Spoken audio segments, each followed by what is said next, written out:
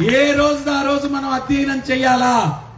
రేపుకి రూపు లేదు, రేపు అనే దానికి రూపు లేదు. మనందరం కూడా ఏం చేస్తాం, ఇంకా ఎగ్జామ్స్ చాలా రోజులు ఉన్నాయిలే, టైం ఉందిలే, చదువుకుందాంలే. లాస్ట్కి వచ్చేసి ఏ రోజు ఆ రోజు చదువుకుంటే ఏమవుతుంది, మనకు ప్రతిదీ గుర్తుండిపోద్ది, సమయం సరిపోద్ది. అన్ని పేర పెట్టుకొని రేపు ఎగ్జామ్ అనగా టెక్స్ట్ బుక్ ఇట్లా ముందు పెట్టుకుంటే ఏమవుద్ది, ఏం చదవాలో అర్థం కాదు. రాత్రంతా ఎగ్జామ్ ముందు రోజు ఏం చదవాలో అర్థం కాక పేజీలు తిప్పుతూ వెళ్ళిపోయి బ్లాంక్ పేపర్ టీచర్కి ఇచ్చేసి మరుసటి రోజు కుండ పగలు కొట్టేసుకుంటాం రిజల్ట్ వచ్చినప్పుడు. అవసరమా అది? మీ నాన్నగారు మీ అమ్మగారు మిమ్మల్ని ఈరోజు మంచి స్కూల్కి పంపించి మీకు మంచి యూనిఫాము మీరు అడిగిందంతా కొని మీకు ఇచ్చి మిమ్మల్ని బాగా చూసుకుంటున్నారా లేదా? మరి వాళ్ళ ఈరోజు ఆ రకంగా చూసుకుంటున్నారంటే వాళ్ళ రోజు కష్టపడి చదవడం వల్ల ఈ రోజు ఏదో ఉద్యోగమో వ్యాపారమో చేయడం వల్ల మిమ్మల్ని చూసుకోగలుగుతున్నారు. మీరు సక్రమంగా చదవకపోతే, మీ బాధ్యతలు సక్రమంగా మీరు నిర్వర్తించకపోతే మీ భవిష్యత్తులో మీ పిల్లలకి ఏం చూసుకుంటారు? మీరు ఏమైనా చూసుకునే దానికి శక్తి ఉంటుందా? డబ్బులు ఉంటాయా? ఉండవు కదా. సో ఏం చేయాలి మీరు ఇప్పుడు? ఎవరిలాగా ఏకాగ్రతతో ఉండాలా? మీ యొక్క గోల్స్ ఏంటో తెలుసుకొని దాని మీదే కాన్సన్ట్రేషన్ పెట్టాలా. ఇంకా వేరే ఆలోచన ఉండకూడదు. అప్పుడే మీరు అనుకున్నవి మీరు సాధించి తర్వాత స్వామి ప్రభుపాదుల వారు ఇంకొకటి కూడా చెప్పారనమాట. మీ యొక్క జీవితం అన్నటువంటి శిల్పాన్ని చెక్కుకునేటువంటి శిల్పులు మీరే. శిల్పాన్ని మీరు చెక్కుకునేటప్పుడు శిల్పి చక్కగా అందంగా చెక్కితే ఆ శిల్పానికి వాల్యూ పెరుగుతా లేదా?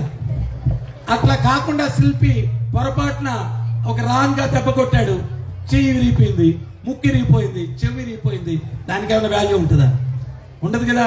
అందంగా ఉన్నటువంటి శిల్పానికే విలువ ఉంటుంది. మీ జీవితం అనేటువంటి శిల్పాన్ని చక్కగా చెక్కుకునేటువంటి శిల్పులు మీరే. ఆ నైపుణ్యం మీకు ఎక్కడి నుంచి వస్తుంది అంటే భగవద్గీత నుంచి వస్తుంది. Art of living, art of living. మీ యొక్క జీవితం అన్న శిల్పాన్ని చక్కగా చెక్కుకునేటువంటి ఆర్ట్ నైపుణ్యం మీకు ఈ ఆధ్యాత్మిక చింతన ద్వారా భగవద్గీత ద్వారా మీకు వస్తుంది. మీరు అది గుర్తించాలా, మీరు అది గుర్తించాలా. హరే కృష్ణ కృష్ణ కృష్ణ హరే హరే, హరే రామ రామ రామ హరే హరే. స్టార్ట్.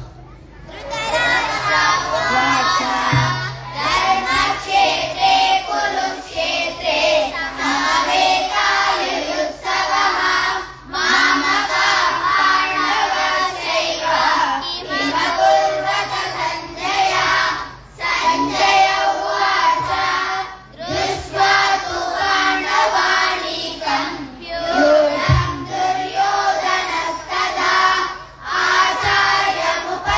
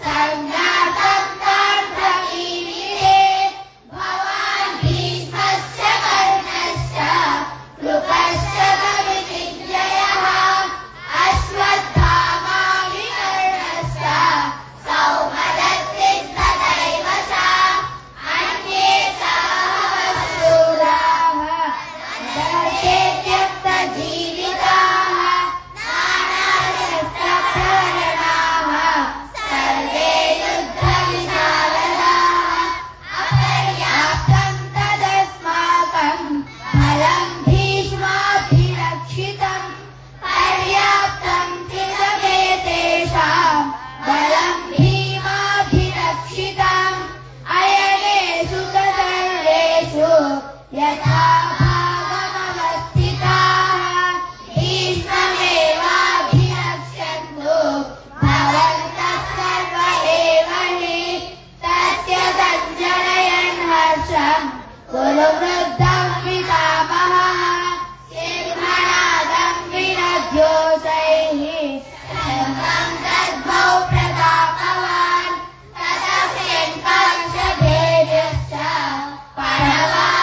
परमानकगोमुखाः समैवाभ्यवन्यन्तः सलब्धस्तु गुरो भवत् ततः श्वेतैर्हयैर्युक्ते महति स्यन्दने स्थितौ माधवः पाण्डवश्चैव दिव्यौ शङ्खौ प्रदद्मतुः पाञ्चजन्यं ऋषिकेशो एव दत्तं धनञ्जयः पौण्ड्रं दद्मौ महाशङ्खं भीमकर्मा मृगोदरः अनन्तविजयं राजा कुन्तीपुत्रो युधिष्ठिरः नकुलः सहदेवश्च सुकोशमणिपुष्पकौ काश्यश्च परमेश्वासः शिखण्डी च महारथः द्युम्नो विराटश्च सात्यकिश्च पराजितः द्रुपदो द्रौपदेयश्च सर्वशः पृथिवीपते सौभद्रश्च महाबाहुः शङ्खादद्मौ पृथक् पृथक् सघोषो धार्तराष्ट्राणां हृदयानि व्यधारयत् नभश्च पृथिवीं चैव तुमुलोऽभ्यनुनादयन् अथा व्यवस्थिता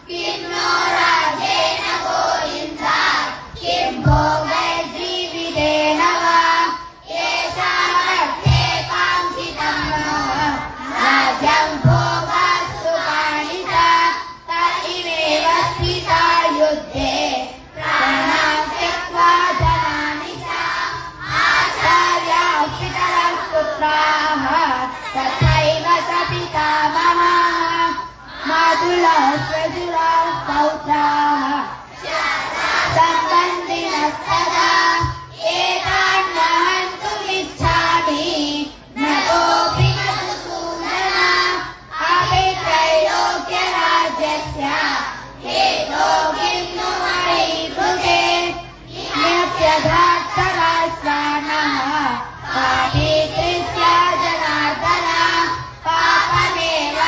पापमेवाश्रयेदस्मान् अद्वैतानां महिनः तस्मात् वयं मन्तुं धार्तराष्ट्रान् स्वबान्धवान् स्वजनं हि कथं नत्वा सुखिनः स्याम माधव यद्यप्येतेन पश्यन्ति लोकोपातचेतसः कुलक्षयकृतं दोषं नित्यघोरेण पातकं कथं न ज्ञेयमस्माभिः पापादस्मान् निवर्तितुं कुलक्षयकृतं दोषं